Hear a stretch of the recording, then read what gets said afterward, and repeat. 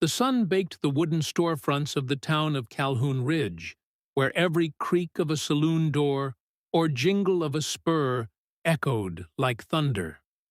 It was a place where secrets traveled slower than dust, and justice was often just another man with a badge. One late afternoon, as the sky turned gold with desert haze, a lone rider entered the town square. He didn't speak. He didn't tip his hat. His eyes were fixed ahead, unreadable. His clothes were plain dusty from travel, but the scar along the side of his neck drew every whisper. It looked like someone had once tried to silence him for good. The townsfolk noticed. Shopkeepers paused. Children stared. Even the poker games went quiet for a beat. A stranger was always trouble in a town like this, a silent one even more so. It wasn't long before the sheriff approached. A man had been found dead on the edge of town just a week prior, shot in the back and left in the dust. No witnesses, no motive, just a trail that went cold until this stranger showed up. The sheriff asked him who he was. He didn't answer. Asked where he was from. Still silence. He didn't flinch, didn't smile, didn't resist when they cuffed him right there in the dirt. They brought him to the jailhouse and locked him up. Still not a word. The townspeople gathered outside that evening, their voices full of certainty and fear. In their eyes, silence was guilt.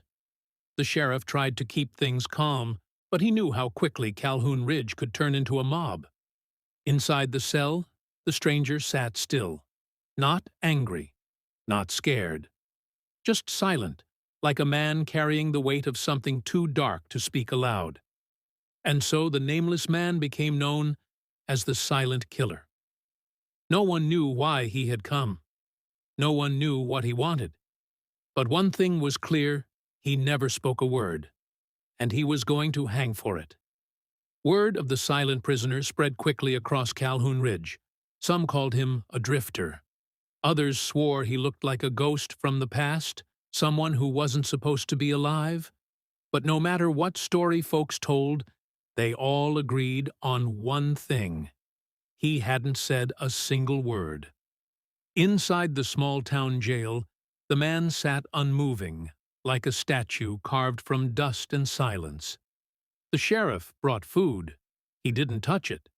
The preacher visited to offer prayer and forgiveness, but left unsettled by the man's unreadable gaze. Even the jail's old dog wouldn't bark at him, just sat near the door and whimpered.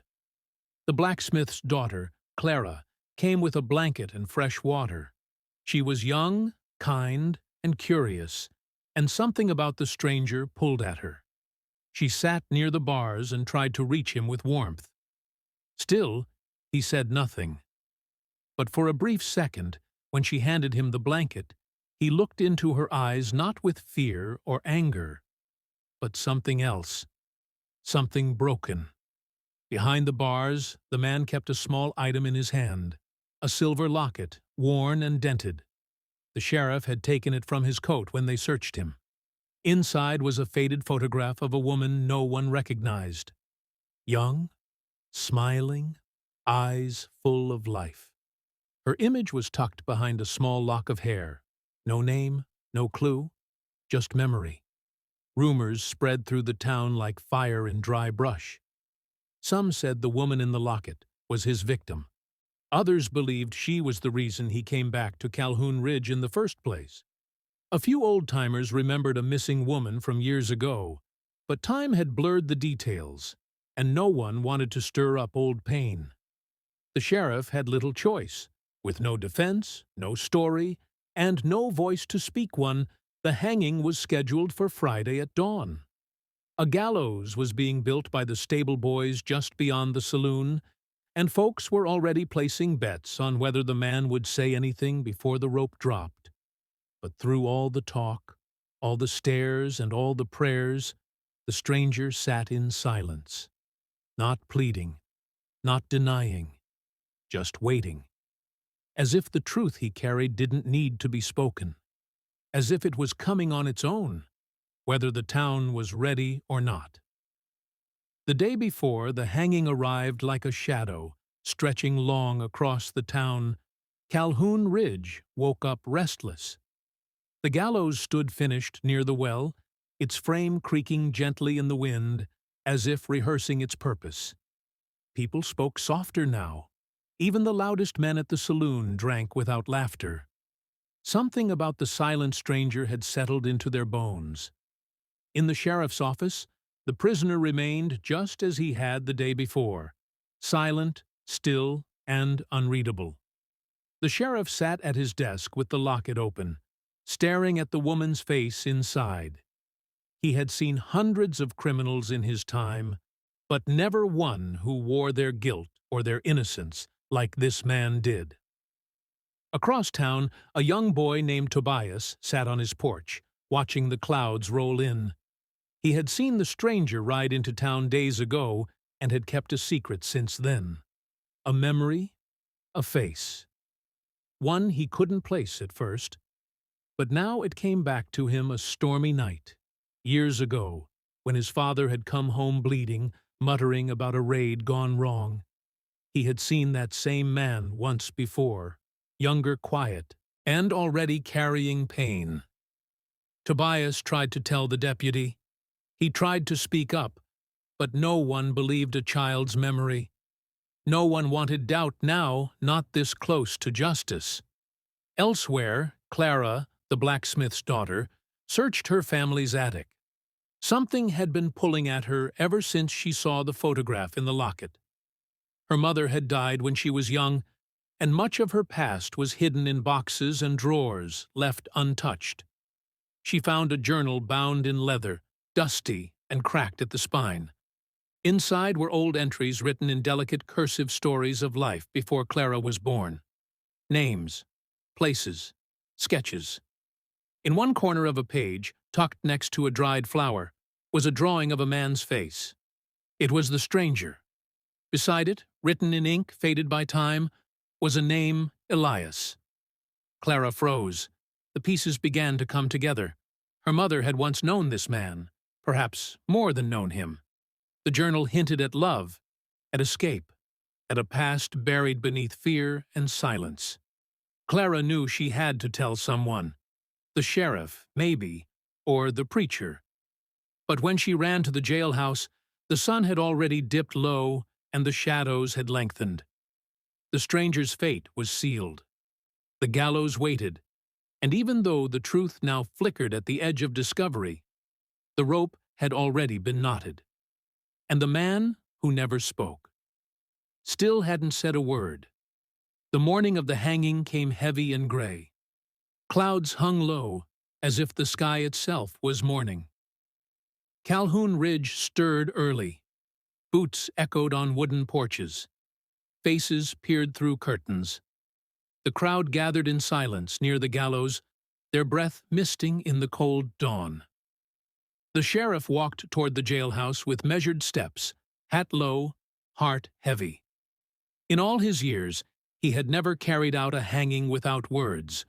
No confession, no plea, no denial. Just silence. The prisoner was waiting for him, standing this time, coat buttoned, hair combed back, still not speaking. Clara arrived breathless at the sheriff's door, clutching the journal to her chest. Her eyes pleaded before her voice did. She told him everything, the drawings, the writings, the name in the journal, the truth hidden in attic dust. She begged him to delay the hanging, but the sheriff had a town to answer to, and the gallows wouldn't wait on stories and memories. Still, he took the journal. He read the entry with the name Elias beside the drawing. The sheriff's hands trembled. A page turned, revealing more, a confession of love, an escape plan gone wrong, a betrayal by a man who wanted Clara's mother for himself. It wasn't just a story. It was motive, history, and maybe even innocence. At the gallows, the townsfolk watched the prisoner brought forth. His wrists were bound, his walk slow but steady. Murmurs stirred as Clara arrived, crying out his name, Elias. The sheriff stepped forward, journal in hand, voice uncertain. He read the passage aloud to the crowd, the truth echoing louder than the wind. Faces changed. A few gasped. One man turned pale. A shopkeeper who had once been a deputy, who had vanished the day Clara's mother disappeared. The preacher stepped forward, recognizing a lie buried long ago. The town's memory began to shake loose. And still, Elias said nothing. The noose hung empty, swaying in the morning breeze, and just when the sheriff looked into Elias's eyes and asked, "Is it true?" he finally spoke. His voice was soft, worn, but steady. He said only 7 words, words that stopped the rope from falling, words that brought the whole town to silence and changed everything. The crowd stood frozen as Elias's voice lingered in the air, rough and raw from years of silence. The 7 words he spoke cut deeper than any testimony. I loved her. I took the blame. For a moment, time didn't move. Even the wind fell quiet. The sheriff's grip loosened on the journal, his eyes meeting Elias's with something like regret. The townspeople began to murmur, but now it was not judgment in their eyes. It was doubt. Then realization. Then shame.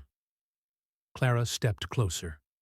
Her voice trembled as she asked the question that had haunted her since childhood. Why didn't you say anything? Elias's answer came slow, deliberate, not just for her, but for everyone. Because no one would have believed him then. Because the man who betrayed them all had been respected, trusted. Because her mother had begged him, with her dying breath, to protect the child. And silence had seemed like the only shield strong enough. He had vanished from the world to keep Clara's name clean. When he'd returned to Calhoun Ridge, it wasn't for revenge or redemption. It was to see if the truth still had a place here. And now the truth had finally stepped into the light. The sheriff removed the noose from the beam himself. The gallows were left empty. The people of Calhoun Ridge, once hungry for justice, quietly stepped back, uncertain what justice really looked like anymore. Elias walked out of the square, not as a criminal, but as a man broken by love, burdened by silence, and finally free from both. Clara followed him, not with questions, but with understanding. He had given up everything for a promise, and she had lived because of it. Behind them, the gallows creaked once more in the breeze, now just wood and rope again stripped of judgment, heavy with memory. And in the town's ledger of right and wrong, a new chapter was written. One that began not with a gunshot or a hanging, but with 7 quiet words.